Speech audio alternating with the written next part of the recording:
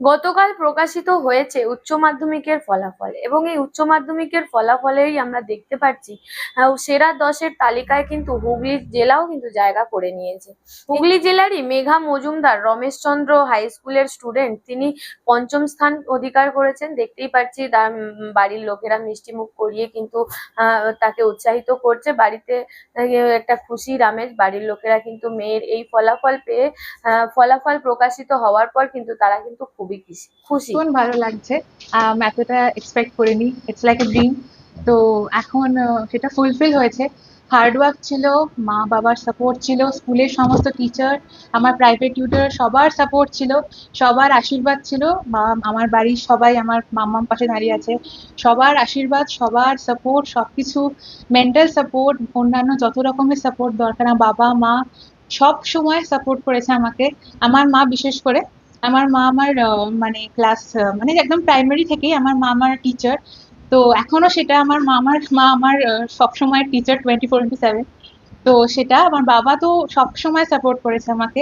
তো বাবা মা বাড়ির সবাই সবার জন্য এটা হয়েছে আজকে। ছাড়া ছবি আঁকতে আমি ভালোই বাসি। তো অবসর সময় আমি ছবি আঁকি, বিভিন্ন অনলাইন রিসোর্সেস থেকে বা অন্যান্য আঁকার বই থেকে ছবি আঁকি। গান গাইতে ভালোবাসি। আহ, আহ, আর তাছাড়া আমি ক্লাস মানে এইচএস এর পরে চেস খেলতে শুরু করেছি, যদিও এখনো পুরোপুরি শিখিনি, তাও চেস খেলা শুরু করেছি। আর তাছাড়া অবসর সময় টিভি তো দেখি আমি, বিভিন্ন মুভি সিরিজ, বাবার সাথে বিভিন্ন ক্রিকেট ম্যাচ, ফুটবল ম্যাচ সবই দেখি আমি। সার্ভেন্ট হওয়ার ইচ্ছা আছে, ইউপিএসসি এক্সাম প্রিপারেশন নেওয়ার ইচ্ছা আছে। তো দেখা যাক কতটুকু করতে পারি। আসলে মাধ্যমিকের সময় আমি এতটা ফোকাসড হয়তো ছিলাম, কিন্তু আমার স্ট্র্যাটেজি বা প্ল্যানিং খুব প্রপার ছিল না। আমার প্ল্যানিং এ একটু প্রবলেম ছিল।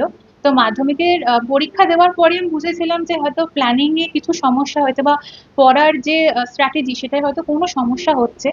তো তারপরে মাধ্যমিকের পরে এই যে 2 বছর ছিল মাঝে, এই 2 বছরেই আমি আমার মতো করে, আমার মায়ের সাহায্য নিয়ে, বাবার সাহায্য নিয়ে, আমি আমার মতো করে একটা স্ট্র্যাটেজি তৈরি করে সবকিছু একসাথে ব্যালেন্স করে পড়াশোনার পাশাপাশি পড়াটা যেটুকু করেছি কনসিস্টেন্টলি করেছি। প্রতিদিন যদি 4 ঘন্টা 5 ঘন্টা সেটা কোনো বড় কথা নয়, কিন্তু আমি কনসিস্টেন্টলি পড়ার চেষ্টা করেছি। অ্যাকচুয়ালি আমার তো অভাবনীয় আমার কাছে, মানে ও হয়তো ভালো রেজাল্ট করবে এটা ভেবেছিলাম যেরকম মাধ্যমিকে করেছিল, কিন্তু র্যাঙ্কে আসবে এবং এতটা আগে, এটা তো স্বপ্নের অতীত। খুবই ভালো লাগছে। দেখুন, স্কুলের টিচাররা তো সবসময় যেভাবে সাহায্য চেয়েছেন ওরা সাহায্য করেছেন বিভিন্ন বিষয়ে। প্রাইভেটে যারা টিচার ছিলেন তারাও মেঘাকে বরাবরই খুব ভালোবাসতেন, যে কোনো প্রয়োজনে সাহায্য করেছেন। আর বাড়িতেও যেটা করেছে, এই বছর থেকে তো প্রথম ওদের এইচএসএস স্ট্র্যাটেজি বলে পরীক্ষা সেমিস্টার চালু হলো, চেঞ্জ হয়ে গেল। তো সেই জন্য ফোর্থ সেমিস্টারে হয়েছে পুরো রিটেন ব্রড কোয়েশ্চেনের উপর, আর থার্ড সেমিস্টার ছিল সেটা শর্ট কোয়েশ্চেনের উপর। তো এর ফলে বেশিরভাগ ছাত্রছাত্রীদের যে সমস্যা হতো, যে শর্ট কোয়েশ্চেন জাস্ট গোল মারা, ওই মাস শীটের পরেই ব্রড কোয়েশ্চেন এই 3 মাসে ওই লেখার হ্যাবিটটা এদের চলে গেছিল। ও সেই কারণে থার্ড সেমিস্টার দেওয়ার পর থেকে রেগুলার বাড়িতে প্র্যাকটিস করতো, যে কোনো সাবজেক্টের উপর। যখন ও সিলেবাসটা শেষ করে ফেললো, ও প্রতিদিন দুটো সাবজেক্টের উপর পরীক্ষা দিত বাড়িতে। আর সেটা হয়তো আমি চেক করতাম, কখনো স্যারেরা চেক করে, সেটা কোনোদিনই করতে হয়নি দাদা। হাত বলছিল পড়ার ব্যাপারে, আমি কখনো বলতে হয়নি যে তুমি পড়তে বসো, কেন বুঝছো না। ওর ঠিক সময় বের করে ওর মতো করে নিত। ইচ্ছা আছে ইউপিএসসি ক্র্যাক করা।